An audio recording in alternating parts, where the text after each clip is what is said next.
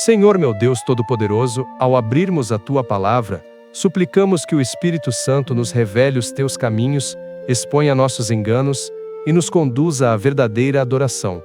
Fala conosco por meio da profecia contra o Egito, que toda exaltação humana seja confrontada e que todo coração encontre temor diante da Tua justiça.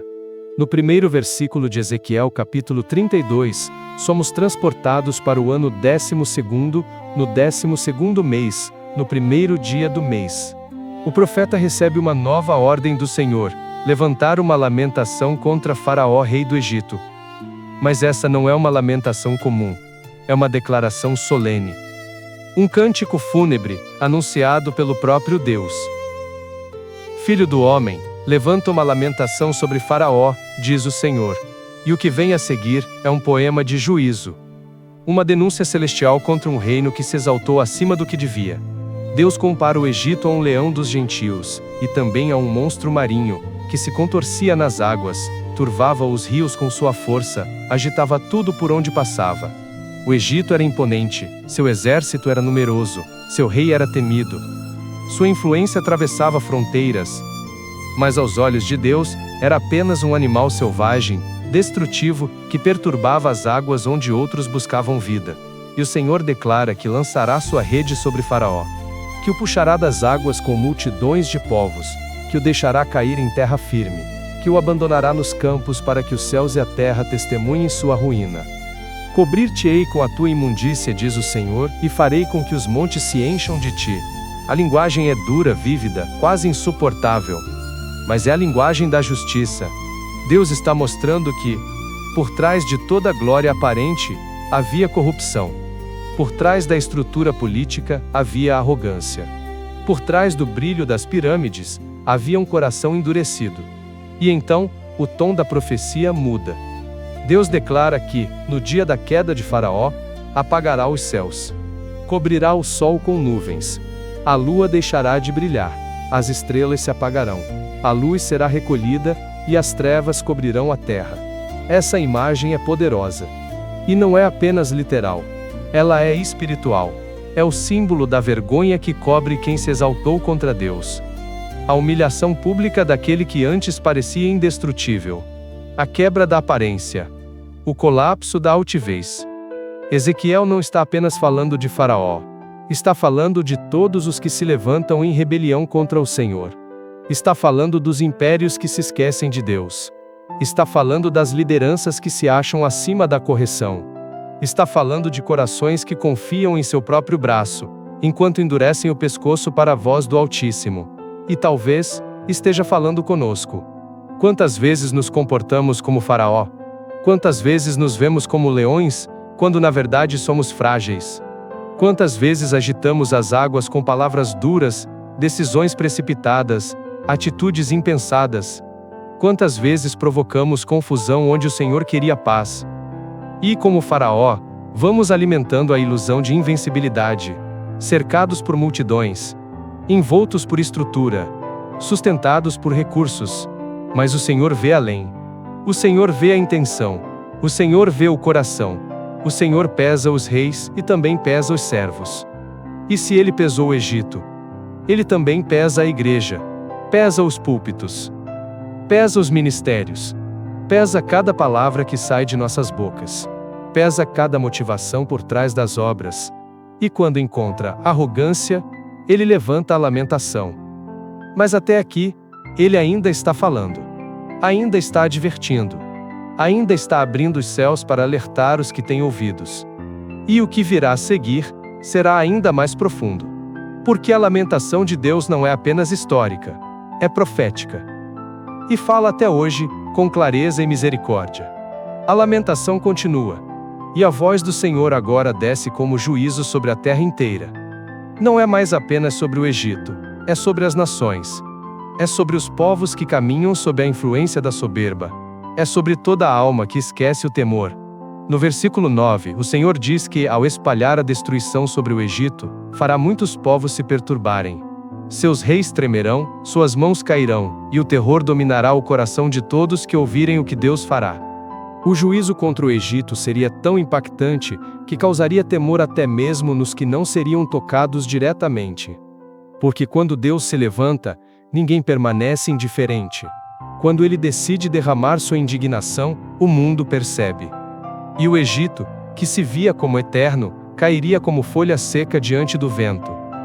O versículo 11 é direto: a espada do rei de Babilônia virá sobre ti.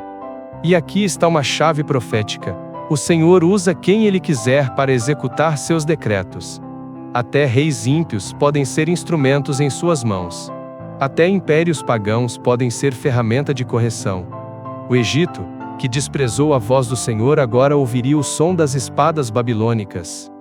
E o texto segue: com espadas de valentes farei cair a tua multidão. Destruirei todos os teus animais das muitas águas. Farei as águas correrem suavemente, e os rios correrão como azeite. Que contraste! Um império que antes agitava os rios, agora será silenciado. A turbulência será cessada. A força aparente será desfeita. As águas ficarão mansas, porque o arrogante caiu. O próprio Deus diz: quando eu apagar a tua luz, cobrirei os céus.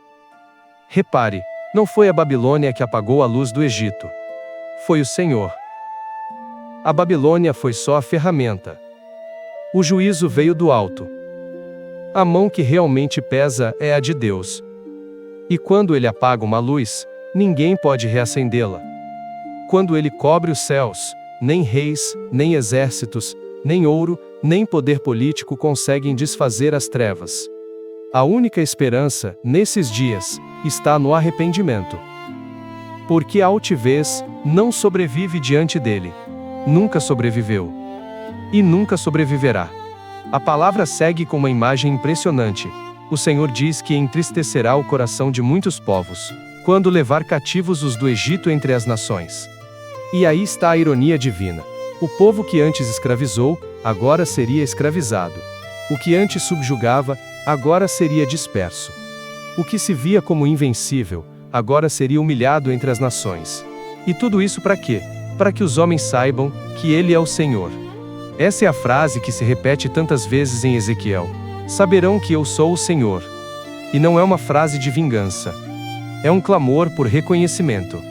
É o desejo do Deus Santo de que todos se rendam à sua autoridade.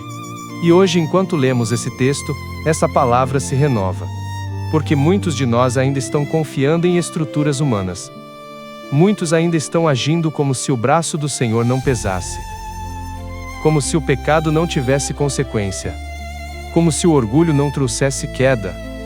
Mas a queda não começa com a espada, começa com a exaltação. Começa com o desprezo à palavra.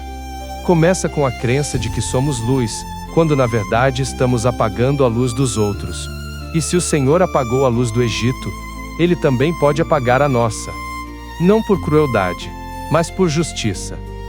E por amor, para que saibamos, de uma vez por todas, que Ele é o Senhor. Essa é a advertência, mas também é o convite. Porque ainda estamos ouvindo. Ainda estamos respirando. Ainda há tempo de nos curvar. Ainda há tempo de nos humilhar. Ainda há tempo de mudar a rota, antes que a luz se apague.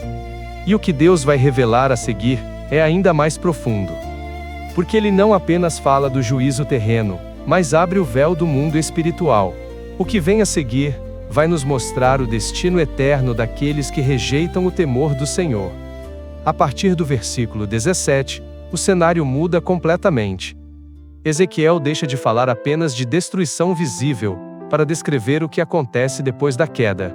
Agora, a profecia desce para as regiões mais profundas da terra. Para o lugar dos mortos. Para o destino final dos reis e das nações que se exaltaram contra o Senhor. Filho do homem, pranteia sobre a multidão do Egito, faze-os descer ao mais profundo da terra.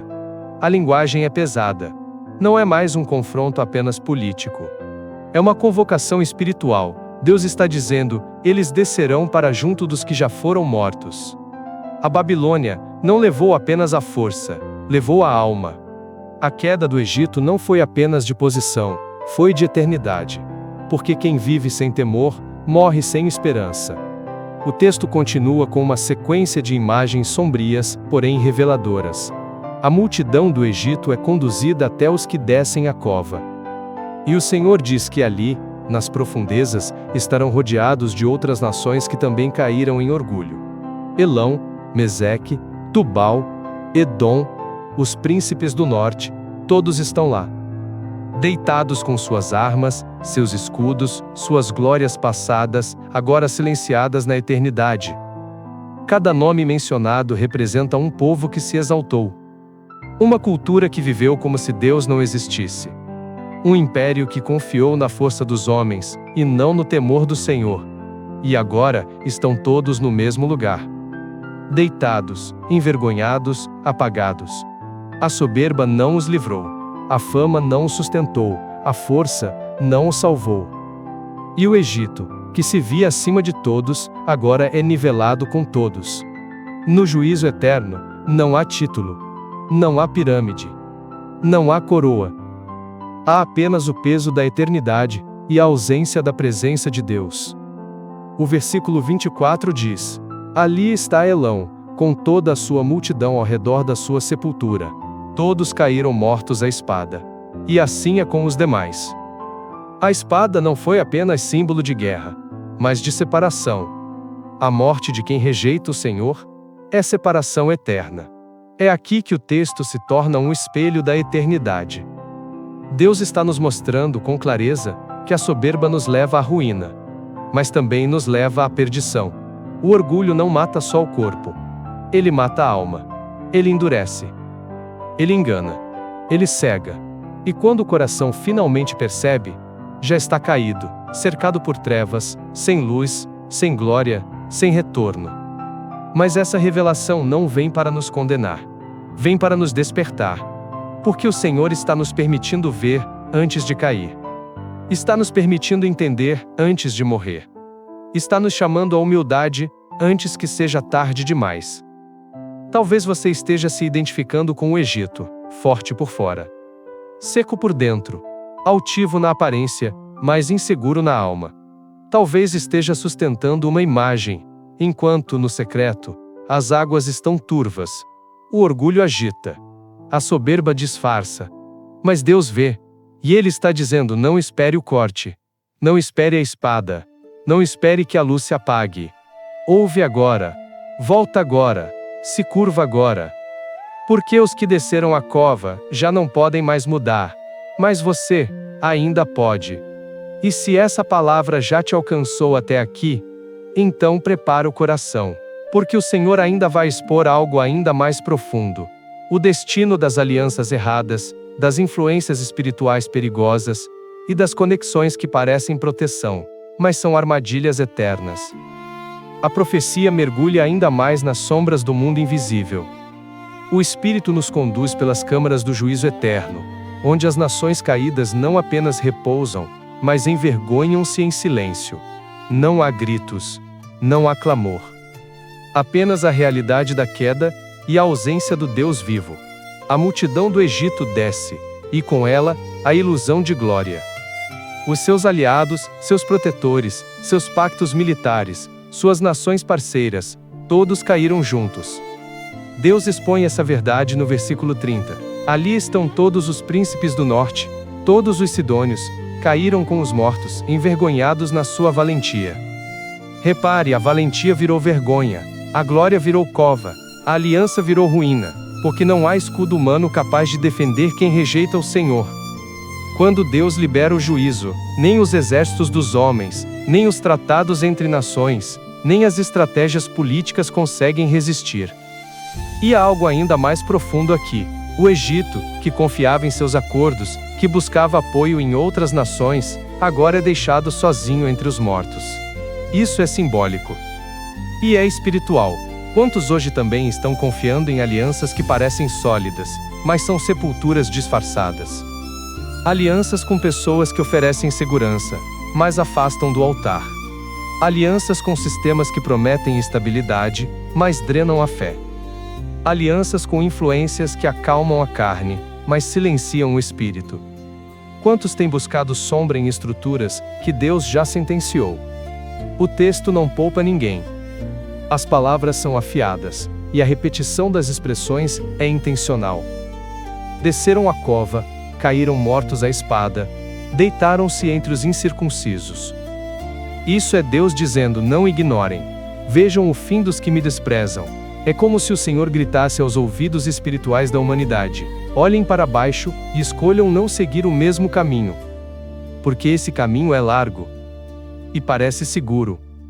É o caminho dos que confiam em si mesmos, dos que têm aparência de força, dos que agitam águas, mas nunca se rendem, dos que são respeitados por reis, mas desconhecidos pelo céu. E o Egito está ali, entre eles. O mesmo Egito que iludiu Israel, que ofereceu abrigo quando Deus dizia: não volte para lá, que representava uma falsa segurança, um retorno ao passado, uma tentação constante de depender da carne. Essa palavra então é também para a igreja, para líderes que buscam alianças humanas em vez de esperar o mover do Espírito, para crentes que trocam conselhos de oração por conselhos de conveniência, para ministérios que se apoiam em influências, mas perderam a intimidade. Deus está dizendo: vê onde isso termina, vê quem está ao lado de quem, vê quem desceu, e por quê. Porque o destino do Egito é uma pregação viva, uma advertência que ainda ecoa, uma chance para quem ainda está em pé. E você ainda está em pé. Se o Espírito está te confrontando, não endureça. Não fuja da cova, fingindo que ela não existe. Reconheça, reaja, retorne, porque os que estão ali já não podem voltar. Mas você pode. Você ainda pode romper alianças que te afastam de Deus. Ainda pode se desligar de influências que alimentam teu orgulho. Ainda pode escolher a raiz, em vez da sombra.